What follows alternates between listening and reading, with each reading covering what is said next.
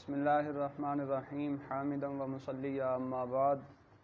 عزیز طلباء کرام، ہم نے قافیہ کے گزشتہ سبق میں مفعول بہ کا بیان پڑھا۔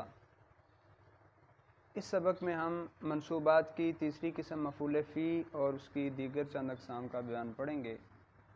صاحب قافیہ نے مفعول فی کی تعریف کی، فرمایا المفعول فیہ ہوا ما فعل فیہ فعل مذکور من زمان او مکان۔ مفعول فی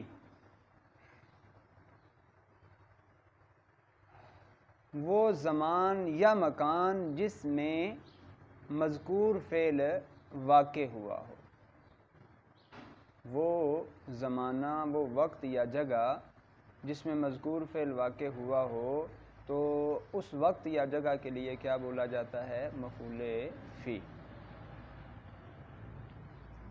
اچھا، اس میں لفظ آیا ہوا ما فعل فیہ فعل، یہاں فعل سے لغوی فعل مراد ہے، اصطلاحی فعل مراد نہیں ہے۔ اب جب لغوی فعل مراد ہوگا تو اس میں فاعل بھی آئے گا، اس میں مفعول بھی آئے گا، مصدر وغیرہ وہ بھی آ جائیں گے۔ مذکور کی قید کے ساتھ احتراز کیا ہے کہ جہاں فعل مذکور نہ ہو۔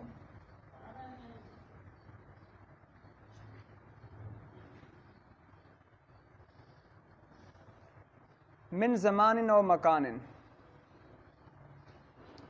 اس قید کے ساتھ مفعول فی کی دو قسموں کی طرف، تقسیم کی طرف اشارہ کیا ہے کہ اس کی دو قسمیں ہیں، ظرف زمان اور ظرف مکان۔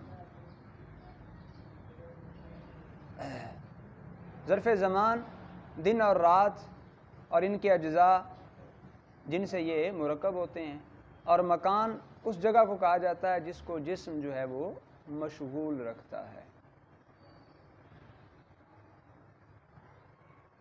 اچھا جی، اس کے بعد فرمایا وشرط نصبہ تقدیر فی، اس کے منصوب ہونے کی شرط یہ ہے کہ اس میں فی مقدر ہوگا، لفظاً موجود نہیں ہوگا،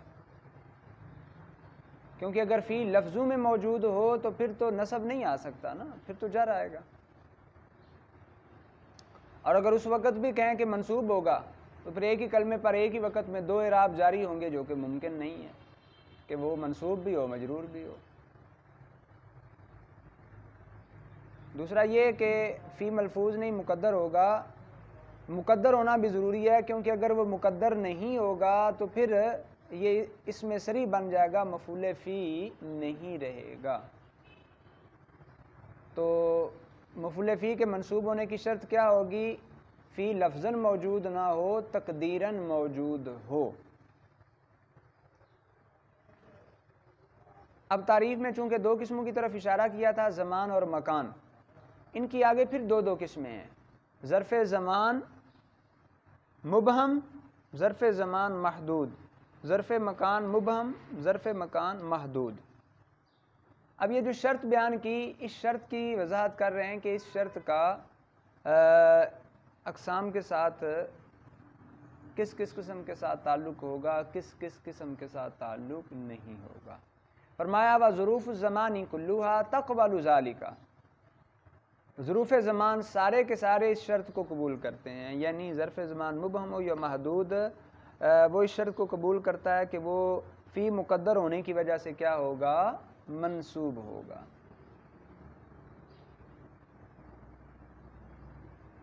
جبکہ وظروف المکان ان کان مبہما قبل ذالک والا فلا، ظروف مکان اگر مبہم ہو تو یہ شرط قبول کریں گے، ورنہ نہیں۔ یہ مبہم کی طرف اشارہ ہے۔ تو ظرف زمان مبہم محدود، ظرف مکان مبہم، ان تینوں کے لیے یہ شرط ہوگی کہ فی مقدر ہو، جس کی وجہ سے منصوب ہوں گے۔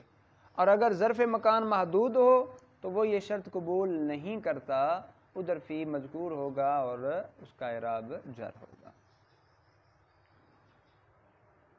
اچھا، اب مبہم سے کیا مراد ہے؟ وَفُسِّرَ الْمُبْهَمُ بِالْجِهَاتِ السِّتِّ، مبہم کی تفسیر جہات ستہ سے کی گئی ہے، اور جہات ستہ یعنی خلف، قدام، فوق، تحت، یمین، شمال، آگے، پیچھے، دائیں، بائیں، اوپر، نیچے، یہ ہیں جہات ستہ. تو ان کو مبہم سے تعبیر کیا جاتا ہے. وَحُمِلَ عَلَيْهِ عِنْدَ وَلَدَا وَشِبْهُهُمَا لِإِبْهَامِهِمَا وَلَفْظُ مَكَانٍ لِكَثْرَتِهِ وَمَا بَعْدَ دَخَلْتُ عَلَى الْأَصَحِّ. اچھا جی، یہ جو اندہ ہے، لدا ہے، اور اندہ اور لدا کے مشابہ دیگر ظروف ہیں جیسے دون ہے، سوا وغیرہ، ان سب کو بھی مکان پر ہی محمول کیا جائے گا، ظرف مکان. اور ظرف مکان مبہم، کیونکہ اندہ، لدا اور ان کے مشابہ دیگر جو ہیں وہ سارے کیا ہوتے ہیں؟ مبہم ہوتے ہیں. تو ابہام کی وجہ سے ان کو بھی اسی پر محمول کیا جائے گا.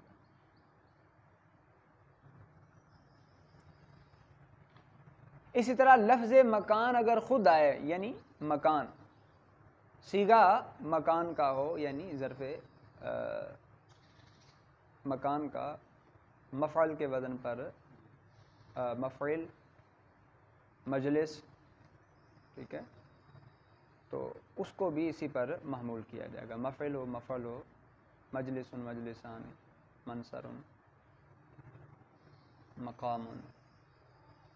لِکثرتہ، کیونکہ ظرف مکان کے صیغے کا استعمال کثیر ہوتا ہے، تو اس کثرت کی وجہ سے اس کو بھی ظرف مکان مبہم پر ہی محمول کیا جائے گا. جیسے جلست مجلسک، قمت مقامک، وضعتک موضع فلان. اسی طرح دخلت کے بعد جو اسم آئے اس کو بھی ظرف مکان مبہم پر ہی محمول کیا جائے گا اصح قول کے مطابق. مثلا دخلت الدار،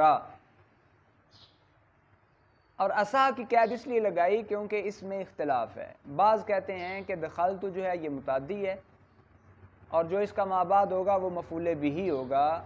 جب وہ مفعول بہ ہوگا تو پھر وہ اس قسم سے متعلق نہیں ہوگا، یعنی مفعول فی والی سے.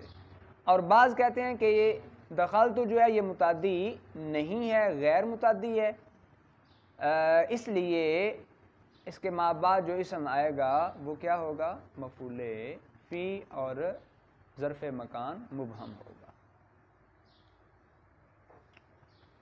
تو اصح مصنف کے نزدیک یہی ہے کہ وہ مفعول فی ہوگا، دخلت یہ غیر متعدی ہے. وَيُنْصَبُ بِعَامِلٍ مُضْمَرٍ عَلَى شَرِيطَةِ التَّفْسِيرِ. جس طرح ہم نے ماقبل مفعول بہ کے بارے میں یہ پڑھا کہ وہ علی شریطۃ التفسیر، وہ کیا ہوتا ہے؟ منصوب ہوتا ہے، یعنی ما اضمر عاملہ علی شریطۃ التفسیر. اسی طرح مفعول فی میں بھی یہ چیز ہوتی ہے کہ یہ عامل مضمر علی شریطۃ التفسیر کے ساتھ منصوب ہوگا. اس میں بھی وہ شک پائی جائے گی.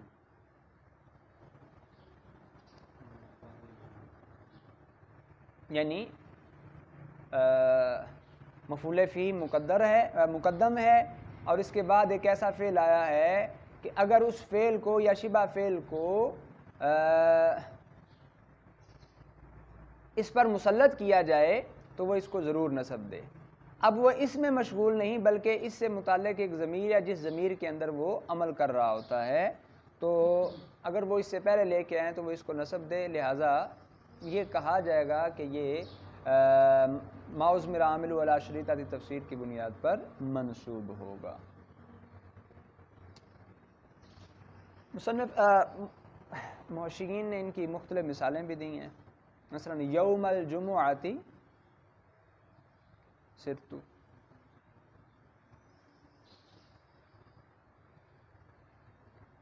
یوم الجمعۃ سرت فیہ وغیرہ. تو یہاں تک ہمارا مفعول فی کے حوالے سے بیان مکمل ہوا. اس کے بعد منصوبات کی اگلی قسم ہے مفعول لہو. مفعول لہو کے حوالے سے مصنف نے فرمایا ہوا ما فعل لاجلہ فعل مذکور. تعریف کی مفعول لہو وہ اسم ہے جس کی وجہ سے مذکور فعل واقع ہو. مفعول فی تھا جس میں واقع ہو اور مفعول لہو جس کی وجہ سے واقع ہو.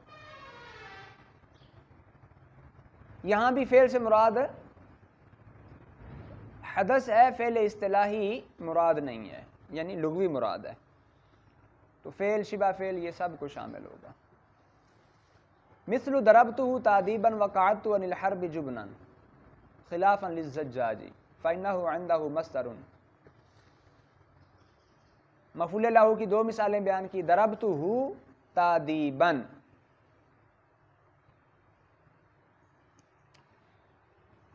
اس میں تادیباً جو ہے مفعول لہو ہے جس کی وجہ سے مذکورہ فعل ضربتو واقع ہے. اور قعدت عن الحرب جبنن میں جبنن یہ مفعول لہو ہے جس کی وجہ سے قعدت مذکورہ فعل واقع ہے. لیکن اس میں امام زجاج کا اختلاف ہے. وہ کہتے ہیں کہ ان مثالوں کے اندر تادیب اور جبن جو ہے یہ مفعول لہو نہیں ہیں بلکہ مفعول مطلق ہیں. ان کے نزدیک اصل میں مثال کچھ یوں بنے گی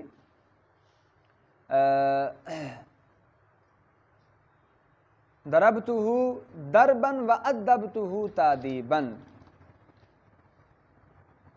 ضربتہ ضربا وادبتہ تادیبا لہو. ان کے نزدیک یہ مفعول لہو نہیں بلکہ مفعول مطلق ہیں.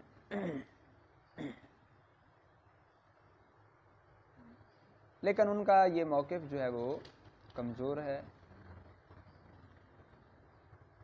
کمزور اس لیے ہے کہ مفعول لہو جو ہوتا ہے جس کی وجہ سے مذکورہ فعل واقع ہوتا ہے وہ مفعول لہو یا تو علت غائب بنتا ہے یا علت مؤثرہ بنتا ہے. ضربتہ تادیبا یہ علت غائی کی مثال ہے اور قعدت عن الحرب جبنا علت مؤثرہ کی مثال ہے. اگر امام زجاج کا موقف لے لیا جائے تو پھر اس سے علیت کا معنی سمجھ میں نہیں آتا، مقصود فوت ہو جاتا ہے. تو ضربتہ تادیبا قعدت عن الحرب جبنا کو مفعول مطلق کے قبیل سے نہیں شمار کیا جائے گا بلکہ مفعول لہو کے قبیل سے شمار کیا جائے گا. وشرط نصبہ تقدیر اللام. اب مصنف نے اس کے آگے مفعول لہو کے منصوب ہونے کی شرط بیان کی کہ یہ لام مقدر ہونے کی وجہ سے منصوب ہوگا. یعنی لفظی طور پر اس میں لام موجود نہیں ہوگا، تقدیری ہوگا، نیت میں موجود ہوگا تو اس کو مفعول لہو کو منصوب پڑھا جائے گا. وَإِنَّمَا يَجُوزُ حَذْفُهَا إِذَا كَانَ فِعْلًا لِفَاعِلِ الْفِعْلِ الْمُعَلَّلِ بِهِ وَمُقَارِنًا لَهُ فِي الْوُجُودِ. اس عبارت سے غرض ماتن لام کے مقدر ہونے کی شرط بیان کرنا ہے اور وہ یہ ہے کہ لام کو حذف کرنا مقدر ماننا اس وقت جائز ہوگا کہ جب مفعول لہو ایسے فاعل کا فعل ہو، ایسے فاعل کا فعل ہو جس یعنی مفعول بھی ایسے فاعل کا فعل ہو کہ اس فعل کی اس مفعول لہو کے ساتھ تعلیل کی گئی ہے، یعنی اس کو اس کے لیے علت بنایا گیا ہے. اگر مفعول لہو فعل معلل بھی کے فاعل کا فعل نہ ہو تو پھر وہاں لام مقدر نہیں ہوگا.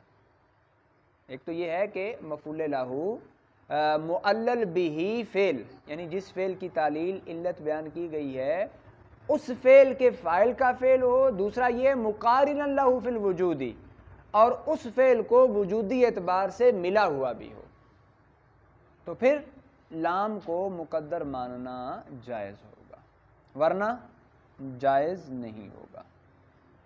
یہ جو قید لگائی نا کہ معلل بھی فعل کے فاعل کا فعل ہو، اس قید کے ساتھ اعتراض کیا اس جیسی مثالوں کے ساتھ کہ جب وہ فعل نہ ہو بلکہ کیا ہو، کوئی معین چیز ہو، مثلا جئتک للثمن.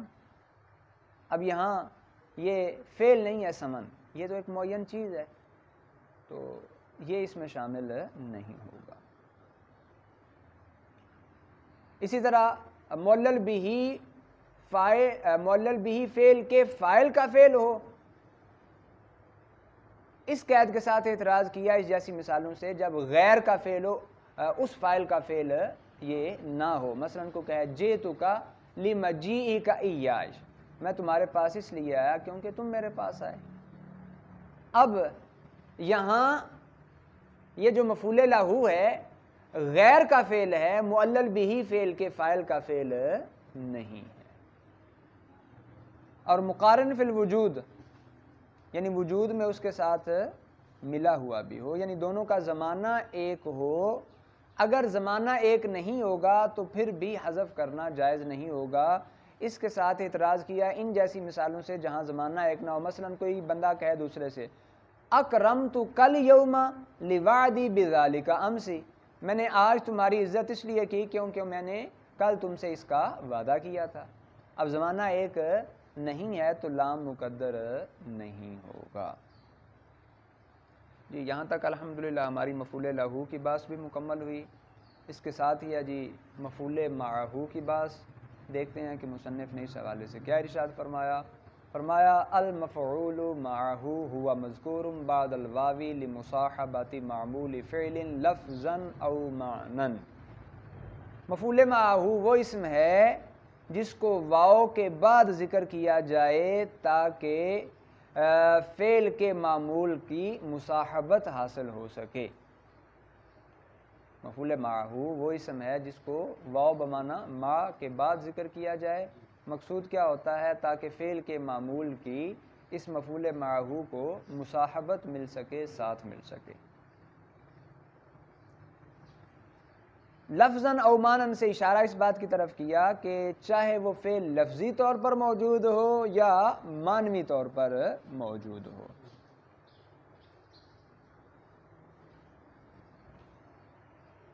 اچھا جی. فَإِنْ كَانَ الْفِعْلُ لَفْظًا وَجَازَ الْعَطْفُ فَالْوَجْهَانِ مِثْلُ جِئْتُ أَنَا وَزَيْدٌ وَزَيْدًا وَإِلَّا تَعَيَّنَ النَّصْبُ مِثْلُ جِئْتُ وَزَيْدًا. اب چونکہ فعل میں دو صورتیں آئی تھیں تو مفعول معہو ہم نے تفصیل میں کچھ یوں بیان کیا کہ مفعول معہو کا عامل فعل لفظاً موجود ہوگا یا معنن. اگر لفظاً موجود ہے تو پھر دیکھا جائے گا کہ مفعول معہو کا ما قبل پر عطف جائز ہے یا جائز نہیں. اگر فعل لفظاً موجود ہے اور عطف جائز ہے تو پھر اس میں دو وجہیں جائز ہوں گی. وعلیکم السلام. الحمدللہ تسی سنو خیریت. فعل لفظاً موجود ہو اور عطف جائز ہو تو اس میں دو وجہیں جائز ہیں. کون کون سی؟ اس کا ما قبل اسم پر عطف کر لیا جائے. دوسرا یہ ہے کہ اس کو مفعول معہو متعین کر دیا جائے. مثلا جئت انا و زیدن، اب اس میں انا کے بعد واو یہ بمعنی ما ہے اور زید جو ہے مفعول معہو ہے، لیکن اس کا ما قبل چونکہ اس میں ضمیر منفصل ہے اس پر عطف ہو سکتا ہے تو اس کو مرفوع بھی پڑھ سکتے ہیں بے اعتبار عطف اور منصوب بھی زیدن بھی پڑھ سکتے ہیں کہ اس کو مفعول معہو بنا دیا جائے. اور اگر عطف جائز نہ ہو تو پھر نصب ہی متعین ہوگا. جیسے جئت و زیدن، اب زید کا ضمیر متصل پر یعنی اس میں ظاہر کا ضمیر متصل پر عطف جائز نہیں ہوتا، اس لیے اس کو یہاں منصوب ہی پڑھا جائے گا، مرفوع نہیں پڑھا جائے گا. وَإِنْ كَانَ مَعْنًا وَجَازَ الْعَطْفُ تَعَيَّنَ الْعَطْفُ نَحْوُ مَا لِزَيْدٍ وَعَمْرٍ وَإِلَّا تَعَيَّنَ النَّصْبُ مِثْلُ مَا لَكَ وَزَيْدًا وَمَا شَأْنُكَ وَعَمْرًا لِأَنَّ الْمَعْنَى مَا تَصْنَعُ. اگر دوسری صورت ہے مفعول معہو کا عامل فعل معنن موجود ہے لفظاً موجود نہیں، پھر اس میں بھی دو صورتیں ہیں، عطف جائز ہوگا یا عطف ناجائز ہوگا. اگر عطف جائز ہو تو پھر عطف ہی متعین ہوگا، یعنی جو اعراب معطوف علیہ کا ہوگا وہی اس کا ہوگا. جیسے ما لزید وعمر، اب یہاں ما استفہامیہ ہے اور یہ معنی فعل دے رہا ہے، یعنی ای شیء حصل لزید وعمر. تو تو چونکہ معطوف علیہ زید مجرور ہے، امر جو ہے یہ بھی مجرور ہوگا، عطف ہی متعین ہوگا۔ وَإِلَّا، اور اگر عطف جائز نہ ہو تو پھر نصب ہی متعین ہوگا، جیسے ما لَکَ وَزَیدًا وَما شَأْنُکَ وَعَمْرًا، چونکہ یہاں ما قبل معطوف علیہ جو ہے وہ ضمیر متصل ہے، تو ضمیر متصل تو معطوف علیہ یہاں بن نہیں سکتی، زید کا اس پر عطف جائز نہیں ہو سکتا، اس لیے یہاں نصب ہی متعین ہوگا دونوں مثالوں کے اندر۔ اور یہاں مطلب کیا ہوگا؟ لِأَنَّ الْمَعْنَى مَا تَصْنَعُ، یعنی ما تصنع یہ معنی فعل ہوگا۔ اچھا جی، یعنی ما شانو کا وامرن کا مطلب کیا ہوگا؟ ما تصنع و امرن۔ یہاں تک الحمدللہ ہماری منصوبات کی پانچویں قسم مفعول ماہو کا بھی بیان مکمل ہوا۔ اب ہم اس کے ساتھ ہی حال اس کا بیان پڑھتے ہیں، دیکھتے ہیں مصنف نے کیا فرمایا۔ الحال ما یبین حیت الفاعل او المفعول به لفظا او معنى نحو ضربت زیدا قائما وزید فی الدار قائما وهذا زید قائما۔ حال، حال وہ اسم ہے جو فاعل یا مفعول به کی یا دونوں کی حالت کو بیان کرے، لفظاً یعنی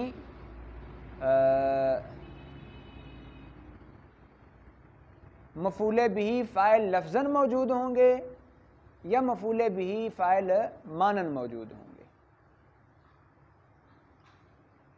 ضربت زیداً قائما، اس میں لفظاً کی مثال دی کہ فاعل بھی لفظاً موجود ہے، مفعول بھی لفظاً موجود ہے۔ اگر ہم ضربت میں تو ضمیر کو فاعل بنائیں، لفظاً موجود ہے، قائما اس سے حال ہوگا، اور اگر زیداً مفعول به کو ذل حال بنائیں،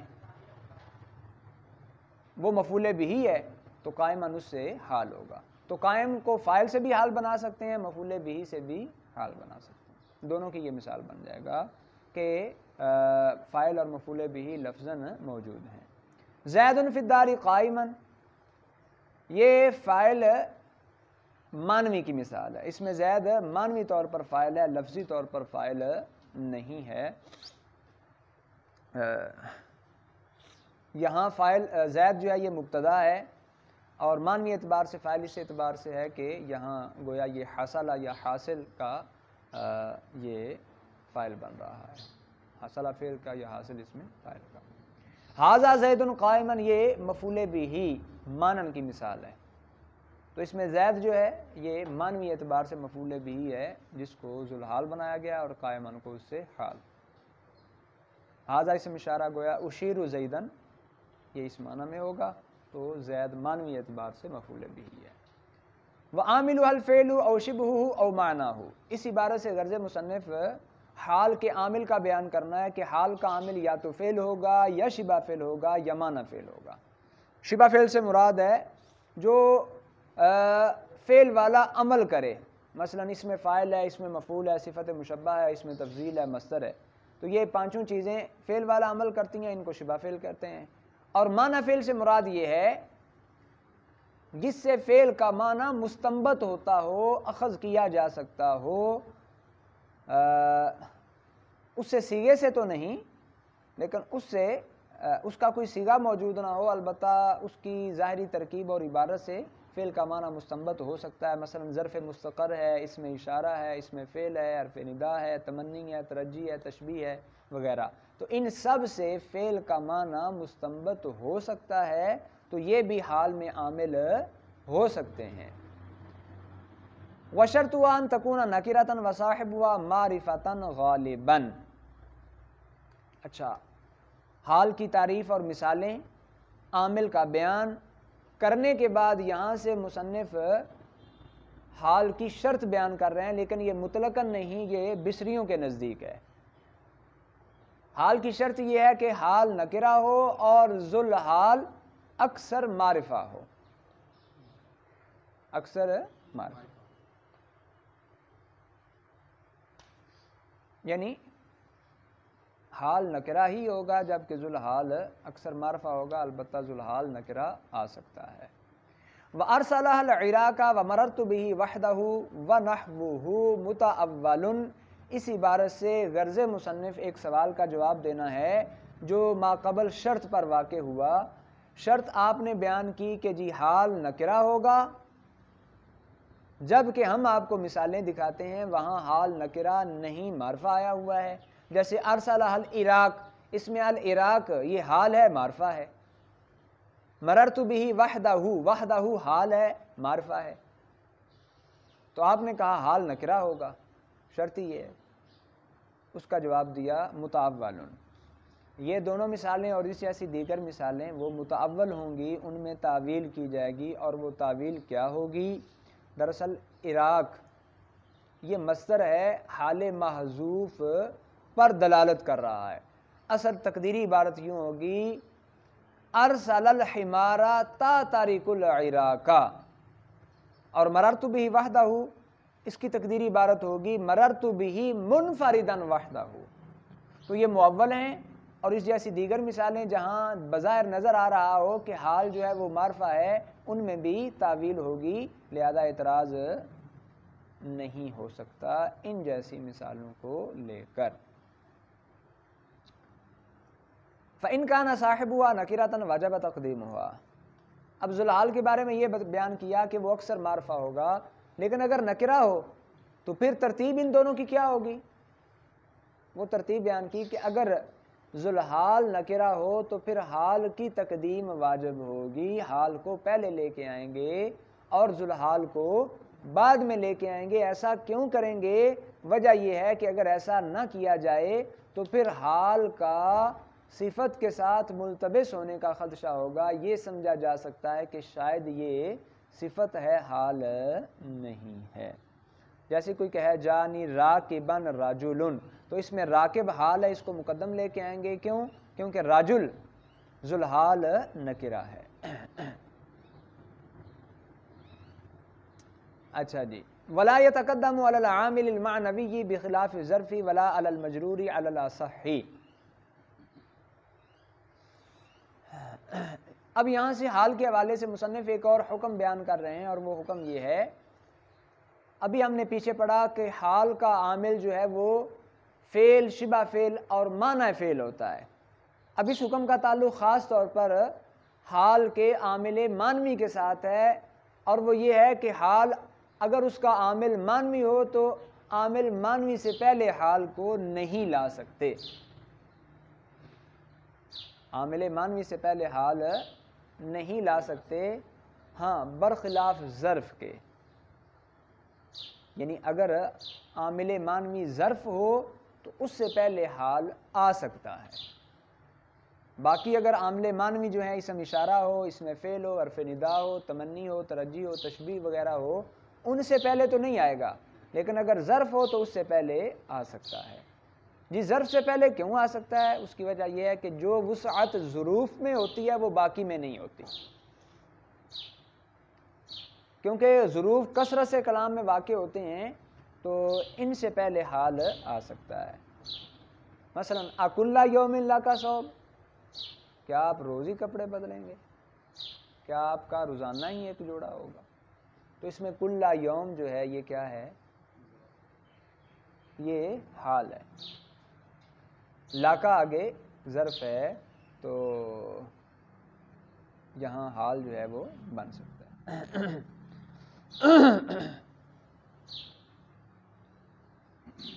اس کے بعد ہے ولا علی المجرور علی الاصح۔ اچھا، حال جو ہے اگر ذوالحال مجرور ہو تو اس سے پہلے بھی نہیں آ سکتا، اصح قول یہی ہے۔ اصح سے اشارہ اس بات کی طرف کیا کہ اس میں اختلاف موجود ہے، بعض کہتے ہیں کہ اس سے پہلے آ سکتا ہے، لیکن اصح مذہب جو کہ بصریوں کا ہے ان کے نزدیک نہیں آ سکتا، کوفیوں کے نزدیک آ سکتا ہے۔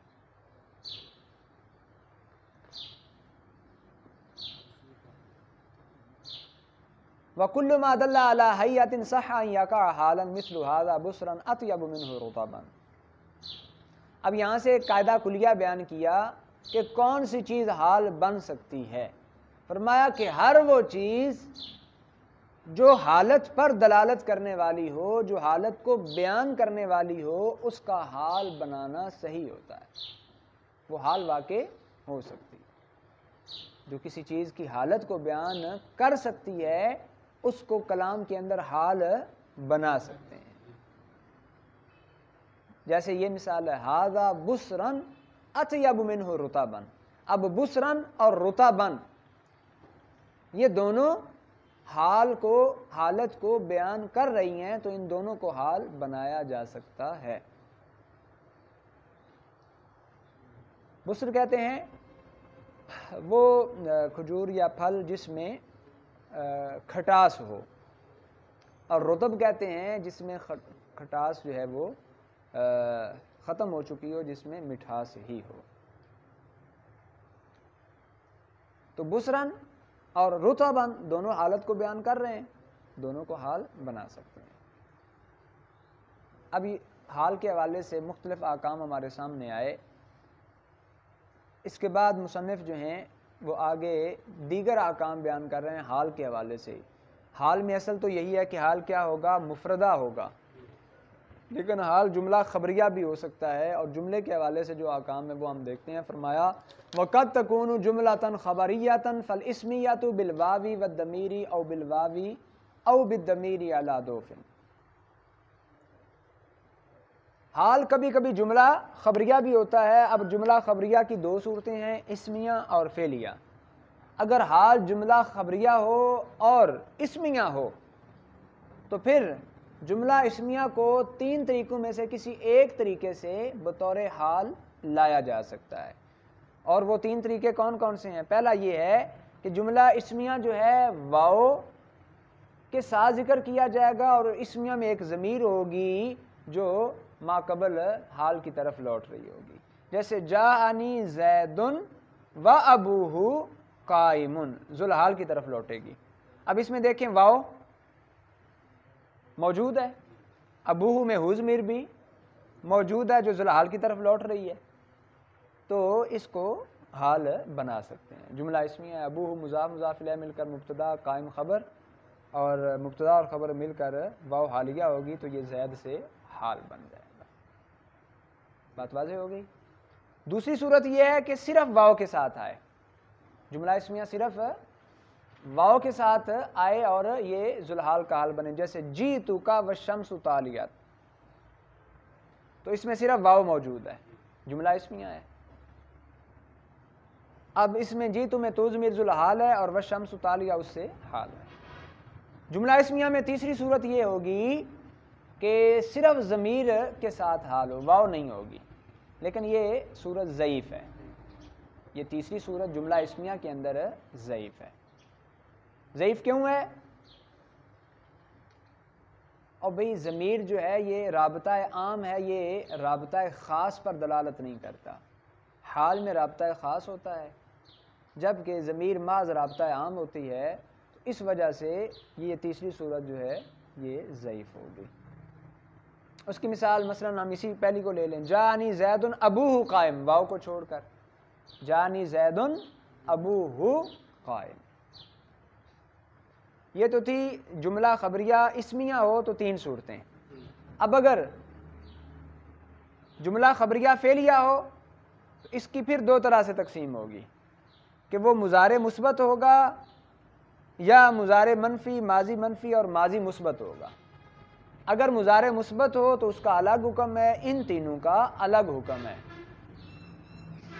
تو تفصیل ہے، فرمایا والمضارع المثبت بالضمیر وحدہ، والمضارع المثبت بالضمیر وحدہ.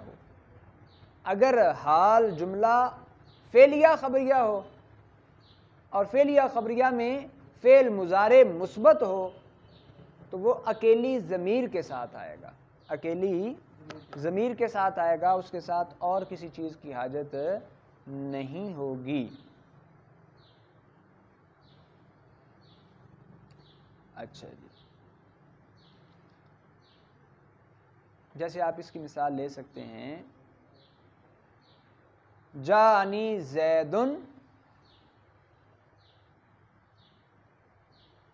جانی زیدن و یضرب.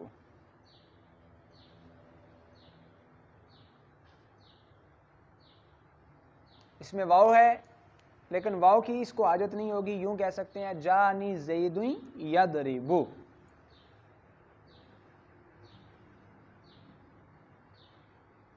اچھا جی، وما سواہما بالواوی والضمیری او باحدہما، اور ان دونوں کے علاوہ ہو، سواہما ہما کا تعلق اوپر اسمیہ اور مضارع مثبت دونوں کے ساتھ ہے، یعنی یہ بھی نہیں یہ بھی نہیں، یہ اور یہ دونوں صورتیں نہیں، ان کے علاوہ یہ تینوں صورتیں ہوں، ان میں تین طریقے ہوں گے، بالواوی والضمیری او باحدہما، واو جمع ضمیر دونوں کے ساتھ ہوں گے یا دونوں میں سے کسی ایک کے ساتھ، یعنی واو کے ساتھ یا ضمیر کے ساتھ، اور ادھر ضمیر میں ضوف نہیں ہوگا، اکیلی ضمیر کے ساتھ آئیں۔ اسمیہ میں اگر اکیلی ضمیر کے ساتھ وہ آئے تو وہاں ضوف ہوگا، لیکن اگر فعلیہ ہو، مضارع منفی ہو، ماضی منفی ہو، ماضی مثبت ہو، اکیلی ضمیر ہو تو اس میں ضوف نہیں ہوگا۔ چلیں ہم مضارع منفی کی مثال لے لیتے ہیں، واو جمع ضمیر، جانی زید وما یتکلم غلامہ، واو بھی ہے، ما نافیہ بھی ہے، ہو ضمیر بھی ہے، صرف واو کے ساتھ جانی زید وما یتکلم امر، صرف ضمیر کے ساتھ جانی زید ما یتکلم غلامہ، ولا بد فی الماضی المثبت من قد ظاہرۃ او مقدرۃ۔ اچھا، اگر ماضی ہو چاہے منفی یا مثبت، اس کے حوالے سے تو تین صورتیں بیان کی، لیکن اگر ماضی مثبت حال واقع ہو اس کے لیے ساتھ ایک اور چیز بھی ہے، اور وہ یہ ہے کہ اس میں قد کا ہونا ضروری ہوگا۔ جب حال ماضی مثبت ہو تو اس میں قد کا ہونا ضروری ہوگا، چاہے قد وہاں ظاہری طور پر موجود ہو جیسے جانی زید قد راکبہ، یا ظاہری طور پر موجود نہ ہو، مقدر ہو جیسے قرآن مجید میں ہے او جاؤکم حسرت صدورہم، تو یہاں قد مقدر ہے حسرت سے پہلے۔ اچھا جی، اب حال کے حوالے سے مختلف احکام ہمارے سامنے آئے، اس کے بعد آگے کچھ مزید احکام بیان کر رہے ہیں اس کے عامل کے حذف ہونے کے حوالے سے۔ فرمایا وَيَجُوزُ حَذْفُ الْعَامِلِ كَقَوْلِكَ لِلْمُسَافِرِ رَاشِدًا مَهْدِيًّا، حال کے عامل کو حذف کرنا جائز ہوتا ہے جہاں قرینہ وغیرہ موجود ہو، مثلا کوئی بندہ سفر کا ارادہ کرتا ہے تو اسے کہا جائے راشدم مہدیہ، یعنی اذهب حال کونک راشدم مہدیہ، یہاں عامل جو ہے وہ محذوف ہے۔ ویجب فی المؤکدات مثل زید ابوک عطوفا احقہ وشرطها ان تکون مقررۃ لمضمون جملۃ اسمیۃ، حال کی کئی اقسام ہیں، یہاں مصنف نے ان میں سے ایک قسم کا ذکر کیا حال مؤکدہ، اس کے اعتبار سے ایک دوسری قسم ہوتی ہے حال منتقلہ، حال منتقلہ اور حال مؤکدہ۔ منتقلہ میں یہ شرط نہیں ہوگی، جبکہ اگر حال مؤکدہ ہو تو پھر عامل کو حذف کرنا واجب ہوگا۔ کسی جملے کے اندر حال اگر مؤکدہ ہے تو پھر کیا ہوگا، عامل کو حذف کرنا واجب ہوگا۔ حال مؤکدہ کا مطلب یہ ہے کہ جب تک ذوالحال موجود ہے حال اس سے منتقل نہیں ہوگا، وہ اس سے جدا نہیں ہوگا۔ مثلا کوئی کہے زید ابو کا عطوفن، زید ابو کا عطوفن، تو عطوف جو ہے یہ باب سے جدا نہیں، یعنی مہربانی اور شفقت اولاد پر یہ باب کی جانب سے ختم نہیں ہوتی، تو یہاں عطوف جو ہے یہ حال مؤکدہ ہے، اس کا عامل فعل جو ہے وہ وجوبی طور پر محذوف ہوگا، وہ کیا ہے اے احقہ۔ اچھا، آگے اس کی ایک شرط بھی بیان کی ہے، حال مؤکدہ کے عامل کے حذف کرنے کی شرط یہ ہے ان تکون مقررۃ لمضمون جملہ اسمیہ، کہ یہ حال جملہ اسمیہ کے مضمون کو پختہ کرتا ہو، ثابت کرتا ہو۔ اگر ایسا نہ کرے تو پھر عامل حذف نہیں ہوگا۔ اب دیکھیں اس مثال میں زید ابو کا، جب کوئی اتنے کہے زید تمہارا باپ ہے تو باپ کے ساتھ ہی شفقت کا معنی تو پہلے ہی سمجھ میں آ جاتا ہے. تو عطوفاً نے آ کر کیا کیا, اسی جملے کے مضمون کو پختہ کیا ہے, لہذا اس کو حال بنایا جائے گا. حال بنانے کے ساتھ ساتھ اس کا عامل جو ہے وہ وجوبی طور پر محذوف ہوگا. الحمدللہ یہاں تک ہم نے منصوبات کی 4 قسمیں مزید, مفعول فی, مفعول لہو, مفعول معہو اور حال کی تفصیل پڑھی. انشاءاللہ العزیز ہمارا اگلا سبق جو ہے وہ منصوبات کی دیگر اقسام کے حوالے سے ہوگا. اللہ رب